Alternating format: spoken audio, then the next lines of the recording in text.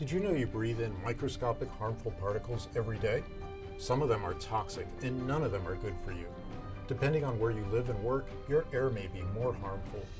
These particles come from lots of places: cars, factories, construction sites, wildfires, and they reach your lungs, bloodstream, and even your brain.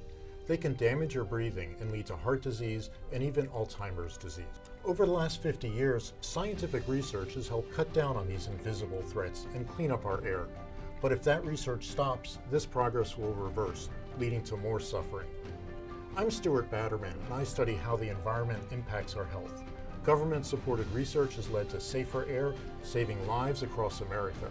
Cleaner air means fewer kids with asthma, fewer hospital visits for seniors, and longer, healthier lives.